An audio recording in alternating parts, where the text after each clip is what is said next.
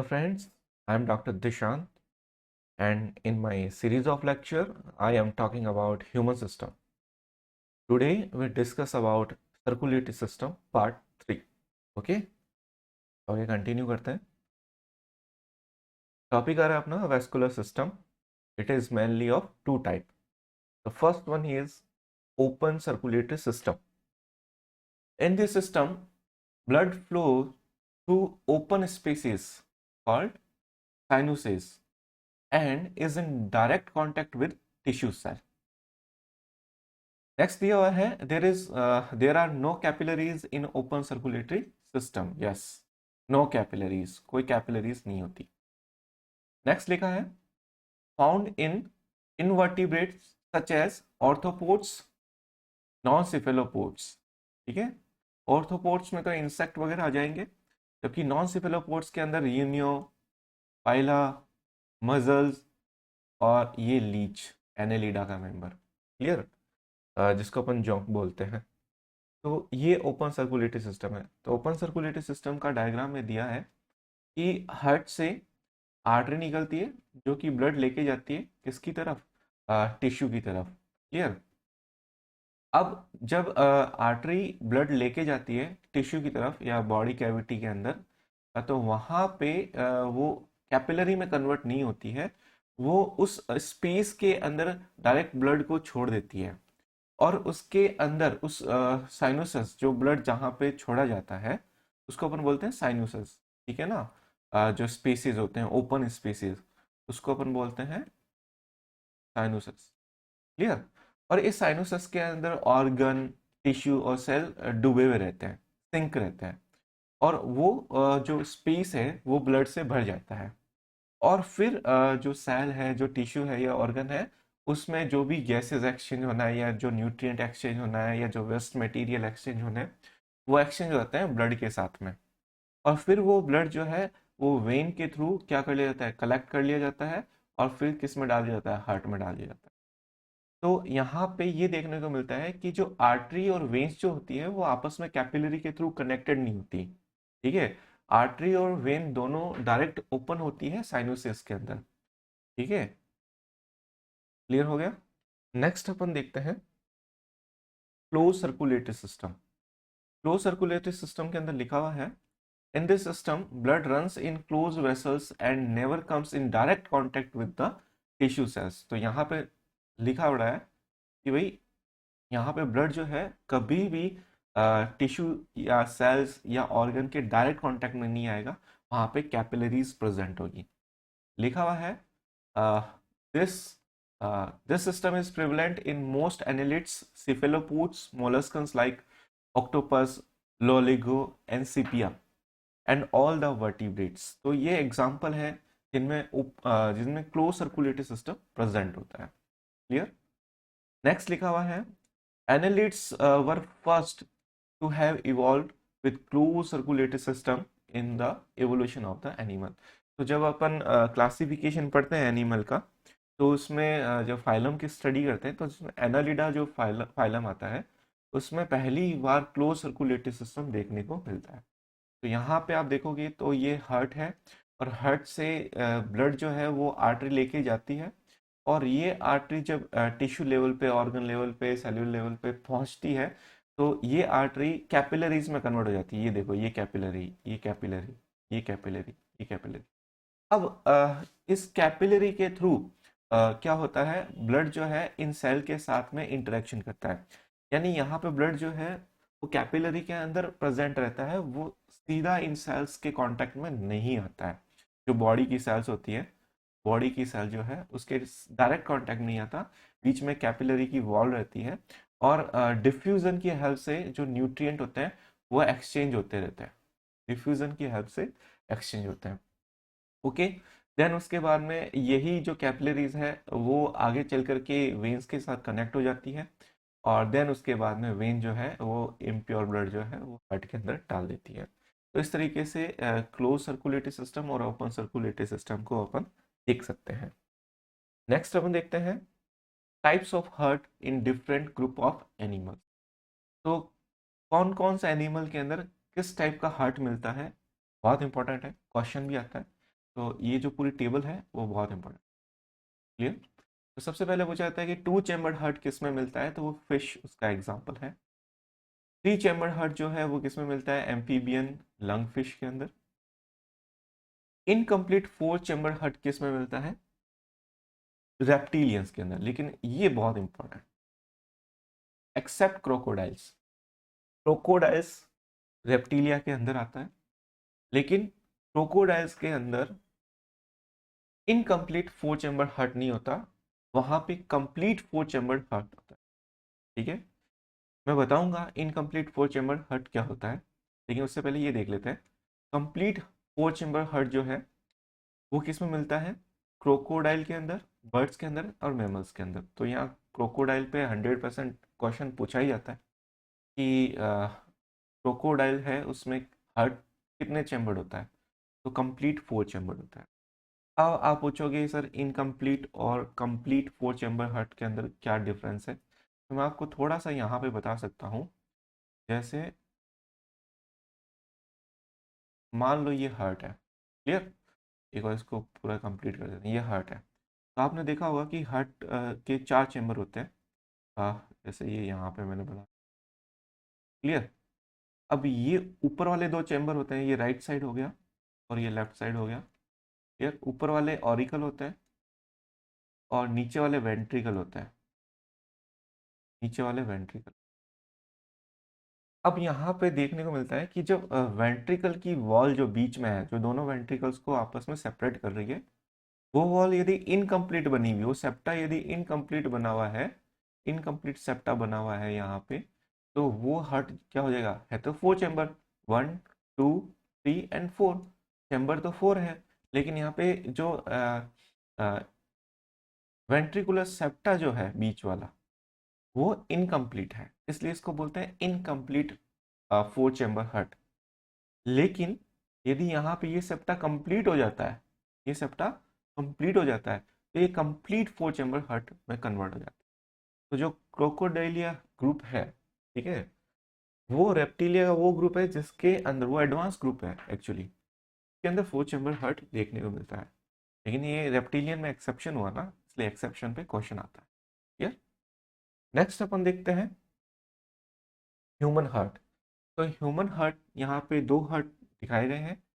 एक जो रियली आपको बुक्स के अंदर देखने को मिलता है, और एक जो मैं अपने स्टूडेंट्स को पढ़ाता हूँ, तब ये सिंपल हार्ट बनाता हूँ मैं।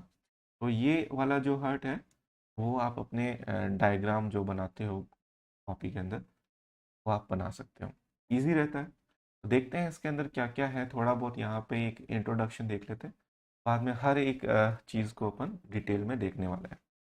तो सबसे पहले अपन देखते हैं कि जो हार्ट होता है उसके चारों तरफ एक लेयर प्रेजेंट होती है, उस लेयर को अपन बोलते हैं पेरिकार्डियम। क्लियर। पेरी का मतलब होता है चारों तरफ, ठीक है, कार्डियम का होता है हार्ट। जो हार्ट के चारों तरफ जो प्रेजेंट होती है उस लेयर को अपन पेरिकार्डियम। क्लियर। अब पेरिकार्डियम हो गया, अब उसके बाद में अपन देखते हैं इसकी साइड कौन कौन सी है। हमेशा ध्यान रखना ये वाली साइड जो होती है वो राइट साइड होती है, और ये वाली साइड जो होती है वो लेफ्ट साइड होती है। क्लियर।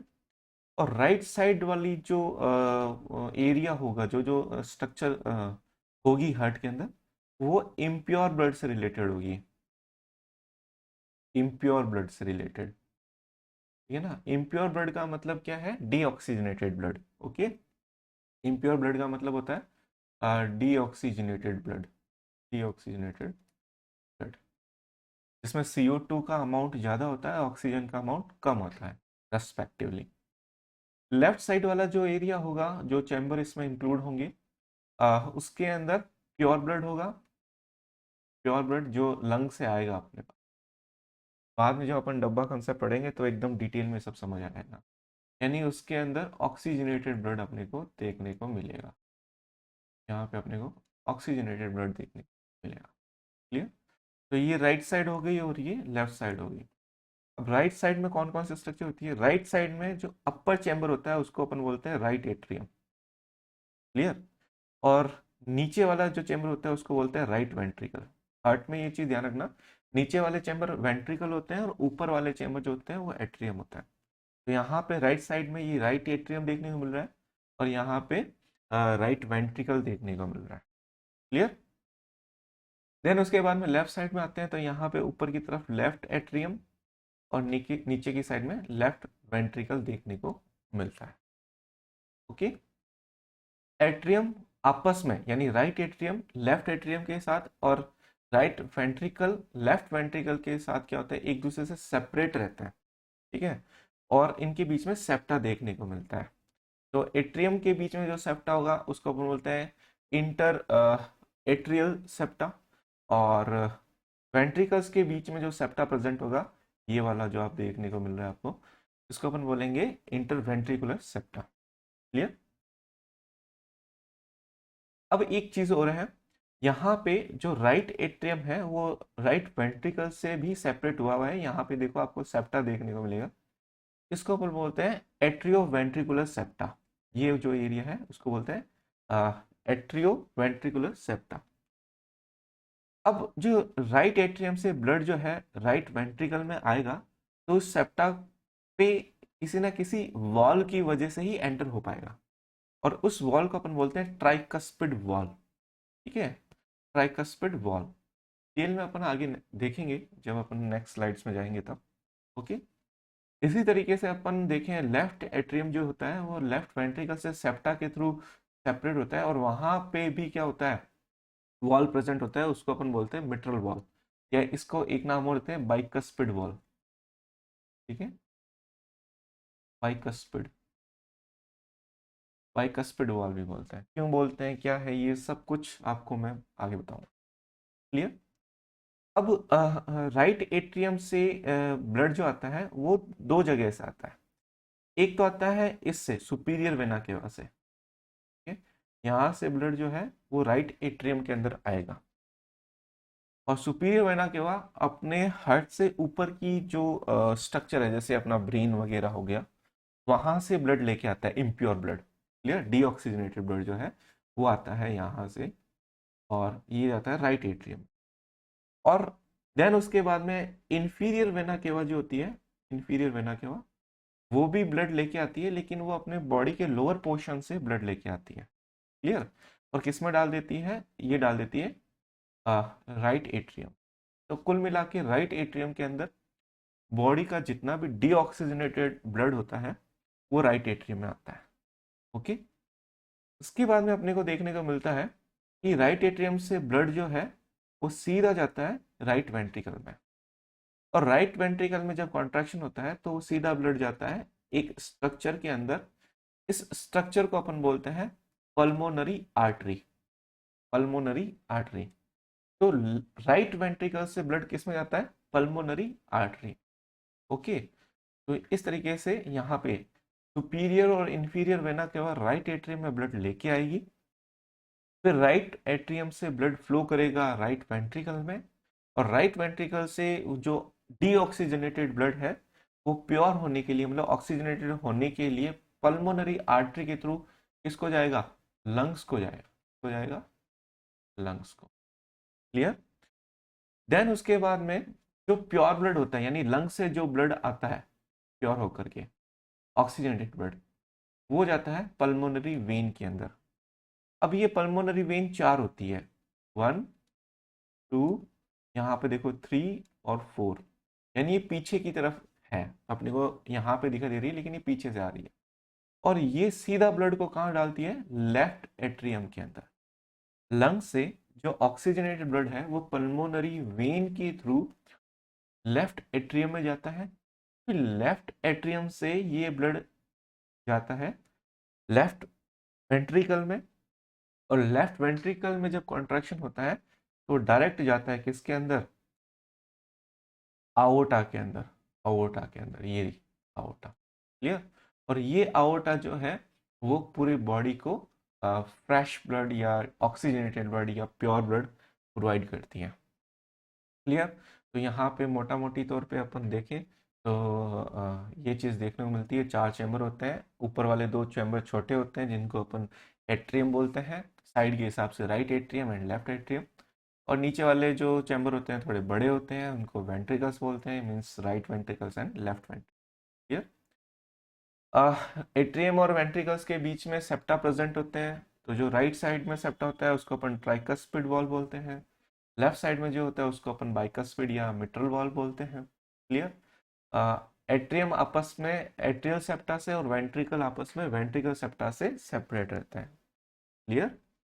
देन उसके बाद में एक चीज आपको देखने को मिला, आवर्टिक वॉल और पल्मोनरी वॉल, ये आपको ध्यान में रखना है। ठीक है? आवर्टा के अंदर, और ये जो आवर्टा है उसके अंदर, और जो पल्मोनरी आर्टरी है उसके अंदर, दोनों के अंदर वॉल्स प्रेजेंट होते हैं।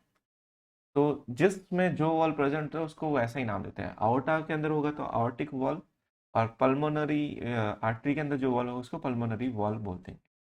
लेकिन इनका कॉमन नेम होता है, इनको एसएलवी बोला जाता है, चाहे आवर्टिक वॉल हो चाहे पल्मोनरी वॉल हो, इनको एसएलवी बोला जाता है, सेमी ल्यूनर वॉल।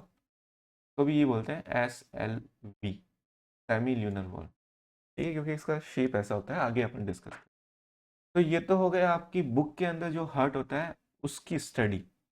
अब इसी को कंपेयर करते हुए अपन एक इजी डायग्राम जो है अपना, उसमें इसको देखेंगे जो आप अपने बुक के अंदर बना सकते हो। क्लियर? तो यहाँ पे देखो, ये राइट साइड हो गई, ओके, और ये लेफ्ट साइड हो गई, वही सेम टू सेम। पहले साइड देख लो। अब ये जो पोर्शन है, चार चेंबर देखने को मिल रहा है। फर्स्ट, ये सेकंड चेंबर, ठीक है, ये थर्ड चेंबर, और ये फोर्थ चेंबर। ये यानी ऊपर के दो फर्स्ट और सेकंड जो है वो एट्रियम है, और नीचे के थर्ड एंड फोर्थ जो है वो वेंट्रिकल है। अब आप यहाँ पे देखो, ये जो है उसको एट्रियम बोलेंगे, तो ये एट्रियम हो गया, और ये एट्रियम कौन सा है? राइट साइड वाला। तो राइट साइड के एट्रियम में सुपीरियर वेना केवा और इंफीरियर वेना केवा, ये दोनों यहाँ पे प्रेजेंट है। ठीक है, तो यहाँ पे सुपीरियर वेना केवा एसवी लिख देता हूँ, और ये इंफीरियर वेना केवा, इसको आईवी लिख देता हूँ। दोनों से इम्प्योर ब्लड किस में आता है? राइट एट्रियम में आएगा। यहाँ से ब्लड सीधा किस में जाएगा? ये जाएगा सीधा का सीधा वेंट्रिकल के अंदर, राइट वेंट्रिकल। क्लियर? अब यहाँ पे देखो, आपको ये स्ट्रक्चर देखने को मिल रही है, ये दो फ्लैप्स, ये फ्लैप, ये फ्लैप और ये फ्लैप। तो यहाँ पे थ्री फ्लैप्स हैं। ठीक है, ये जो सेप्टा है इसमें थ्री फ्लैप्स है, इसलिए इस वॉल को अपन क्या बोलते हैं? इस वॉल को अपन ट्राइकस्पिड वॉल बोलते हैं। तो यदि अपन ऊपर से इस सेप्टा को देखें ऊपर से, तो ये सेप्टा कुछ इस तरीके से होता है। देखो यार, ये से ये ल्यूमन होगी, और इसके अंदर ये वॉल कुछ इस तरीके से होता है, थ्री फ्लैप्स होते हैं इसके अंदर। ये जो वॉल है, इसको, ये वाला जो एरिया है, तो अपन ऊपर से देखें, ठीक है ना, तो अपने को यहाँ थ्री फ्लैप्स देखने को मिलेंगे, फर्स्ट, सेकंड एंड थर्ड। तो इस तरीके से, जैसे डोर होता है ना, सिंगल डोर, डबल डोर, तो जो सिंगल डोर होता है उसमें एक सिंगल फ्लैप होता है दरवाजे का, डबल डोर में दो फ्लैप होते हैं। वैसे ही ये वॉल जो है उसमें थ्री फ्लैप है। ओके, ऊपर से देखने पे, यहाँ से इस पोजीशन से आप देखोगे, यहाँ से आंख रख करके देखोगे यदि आप, तो आपको यहाँ पे ऊपर से ये वाला व्यू देखने को मिलेगा, ये वाला व्यू। और इसके अंदर आपको थ्री फ्लैप्स देखने को मिलेंगे, और ये थ्री फ्लैप्स आपस में खुलते हैं जब ब्लड का प्रेशर ऊपर से आता है तब। क्लियर? तो इसलिए इस वॉल को अपन ट्राइकस्पिड वॉल बोलते हैं। ओके,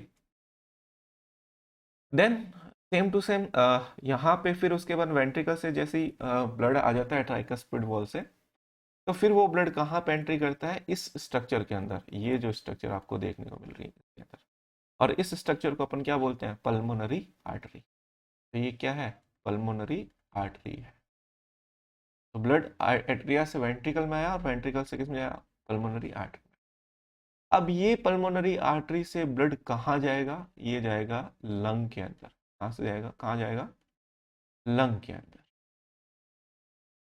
लंग में ये CO2 और ऑक्सीजन का एक्सचेंज होगा, ऑक्सीजन आती है, CO2 निकाली जाती है, तो यहाँ से जो ब्लड आएगा वो फिर जाएगा पल्मोनरी वेन के अंदर, जो कि कैसा होगा? ऑक्सीजनेटेड होगा। जो ब्लड कैसा होगा? ऑक्सीजनेटेड होगा। तो ये जो आपको येलो कलर की स्ट्रक्चर दिखाई दे रही है, इसको अपन बोलते हैं पल्मोनरी वेन। पल्मोनरी वेन, और ये टोटल फोर होती है, दो आपको साइड में दिख रही है और दो पीछे की साइड में है, लेकिन यहाँ पे मैंने इसकी ओपनिंग चारों बना रखी है। ये देखो, ये ओपनिंग, ये ओपनिंग, ये ओपनिंग, ये ओपनिंग, यहाँ पे चारों ओपनिंग है। क्लियर। और ये चारों ओपनिंग फ्रेश ब्लड को कहाँ लेके आती है, ये लेके आती है, ये लेके आती है अपने लेफ्ट एट्रिया के अंदर, लेफ्ट एट्रिया के अंदर। और यहाँ से ये ब्लड को जब एट्रिया स्क्वीज होता है तो यहाँ से ये अंदर लेके आती है किसके अंदर, लेफ्ट वेंट्रिकल के। लेफ्ट एट्रिया और लेफ्ट वेंट्रिकल के बीच में जो ये वॉल प्रेजेंट होता है इसको अपन बोलते हैं बाइकस्पिड वॉल या मिट्रल वॉल, है ना, बाइकस्पिड वॉल। अब इसको बाइकस्पिड क्यों बोलते हैं, यदि अपन ऊपर से देखें तो इस वॉल में दो फ्लैप्स होते हैं, ठीक है। तो यहाँ पे आपको दो फ्लैप्स देखने को मिलेगा, फर्स्ट एंड सेकंड, इसलिए इसको बोला बाइकस्प। कस्प का मतलब होता है फ्लैप्स, कितने फ्लैप्स या कितने पलड़े हैं इसके, तो इस वॉल में दो पलड़े हैं, दो फ्लैप्स हैं, इसलिए इसको बाइकस्पिड बोला। क्लियर। देन यहाँ से जब ब्लड आ जाता है लेफ्ट वेंट्रिकल में, तब ये ब्लड जो है वो फिर पहुंचाया जाता है आओर्टा के थ्रू। तो ये जो आपको रेड कलर की स्ट्रक्चर दिखाई दे रही है, ये स्ट्रक्चर जो है वो है आओर्टा। क्लियर।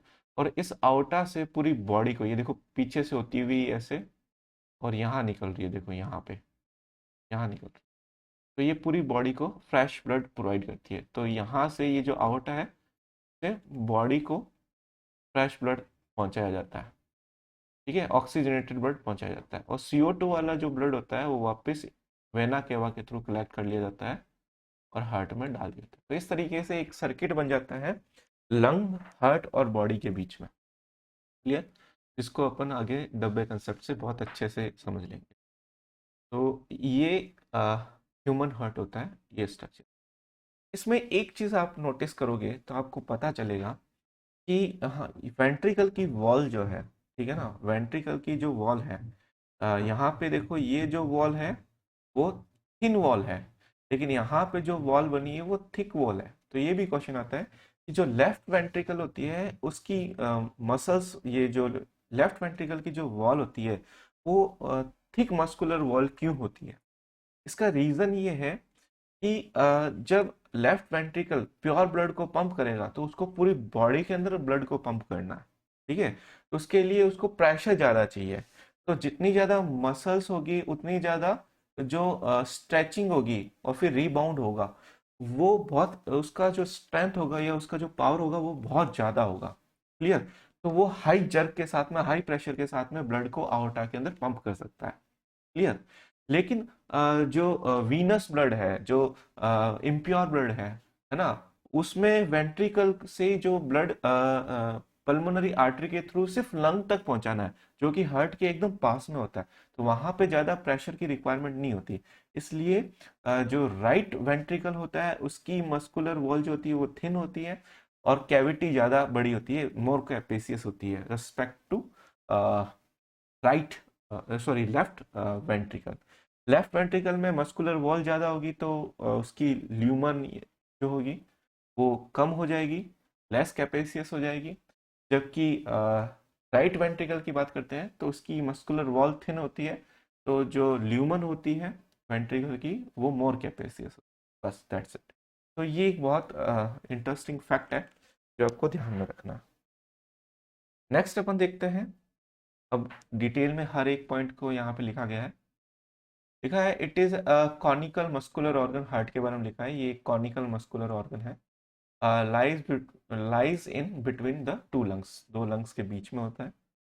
और इसकी शेप होती है बंद मुट्ठी की तरह, ठीक है। तो लिखा हुआ है big as a are fist, ठीक है। वेट दे रखा है, फीमेल के अंदर 300 ग्राम होता है, सॉरी, मेल के अंदर 300 ग्राम होता है और फीमेल के अंदर 250 ग्राम का वेट होता है एवरेज। हार्ट के बाहर एक जो प्रोटेक्टिव लेयर होती है तो अपन क्या बोलते हैं, पेरिकार्डियल लेयर लिखा है। अब इस पेरिकार्डियम लेयर को अपन ढंग से देखें तो अपने को पता चलेगा इस पेरिकार्डियम की दो लेयर होती है। क्लियर। अब इसको अपन समझेंगे, अभी पहले पढ़ लेते हैं फिर समझाता हूँ।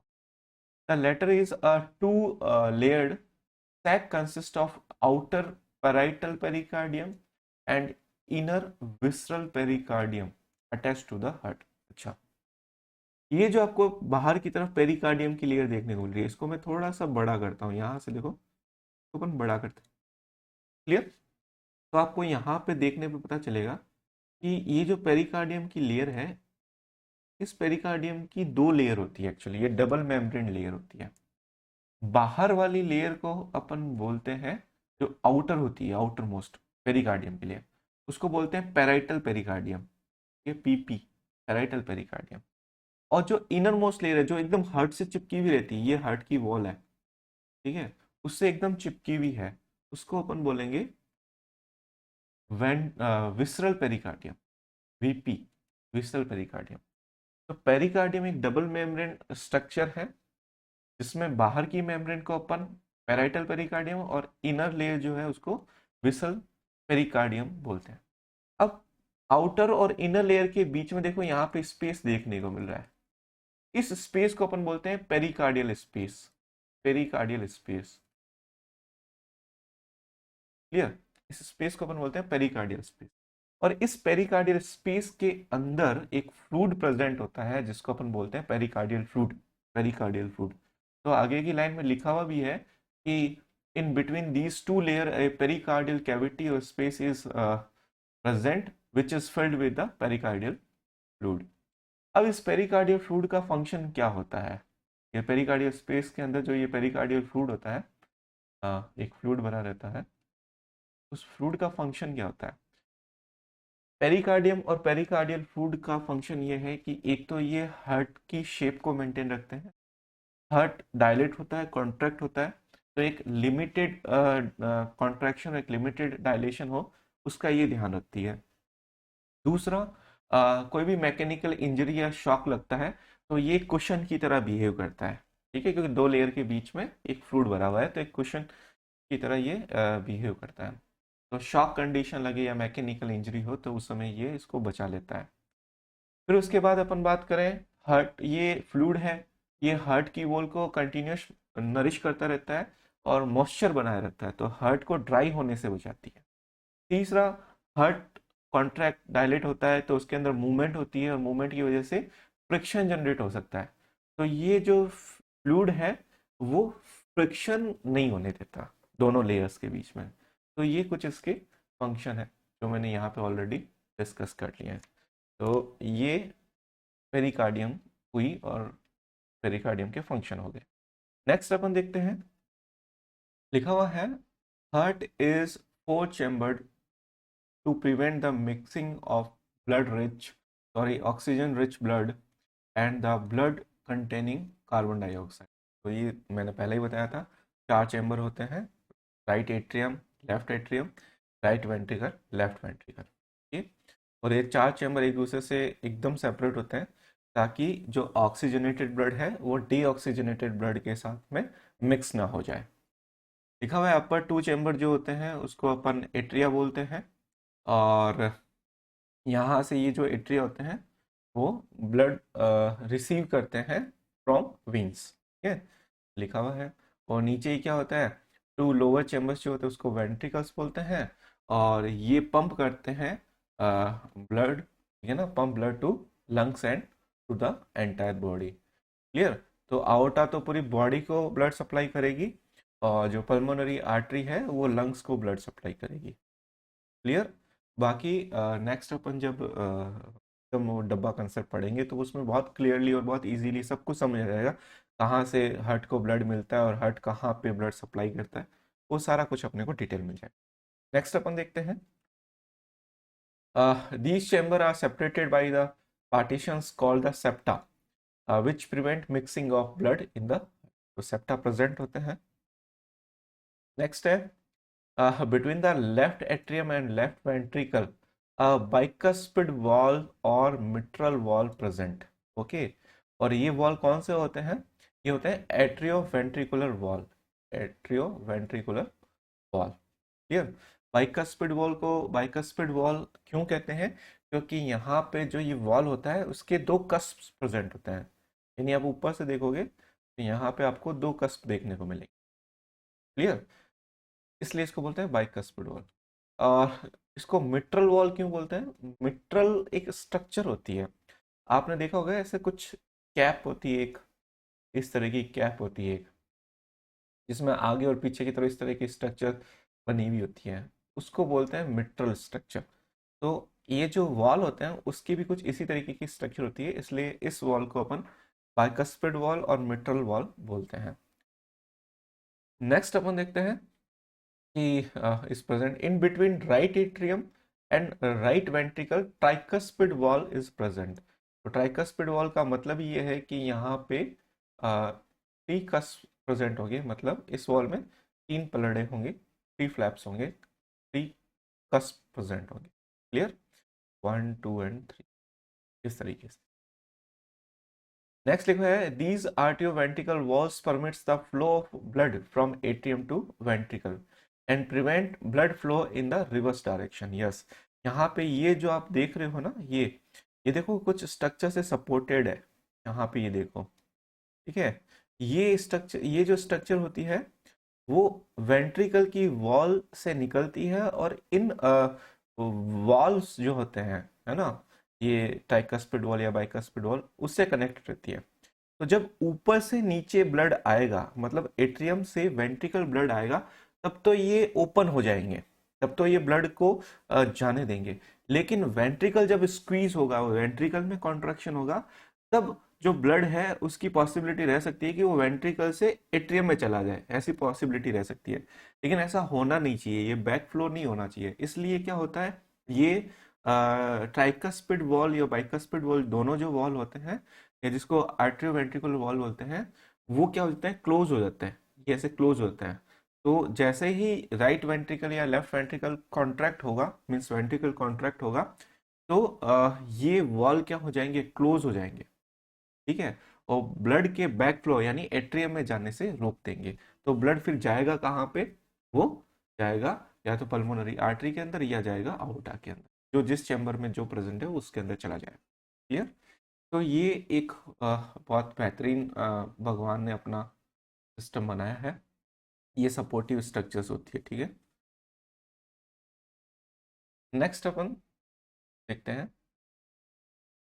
लिखा हुआ है there are two semilunar valve, ठीक है ना। सेमिल्यूनर वॉल को क्यों बोलते हैं सेमिल्यूनर वॉल? सेमिल्यूनर जैसे अर्ध चंद्रमा होता है ना अपना, वैसे ना हाफ मून जैसी स्ट्रक्चर, इस तरीके की हाफ मून ऐसा ही तो होता है लगभग। तो इन वॉल की स्ट्रक्चर भी कुछ इस तरीके की होती है, इसलिए इनको सेमिल्यूनर वॉल बोलते हैं। ठीक है। One semilunar wall is present at the base of the pulmonary trunk, which carries the blood from right ventricle to lung for oxygenation. तो यहाँ पे ये जो आपको दिख रहा है पल्मोनरी वॉल, है ना, ये है पहला। क्लियर? नेक्स्ट लिखा है another semilunar valve guards the opening of aorta which carries blood from left ventricle to rest of the body and prevents blood flow in the reverse direction.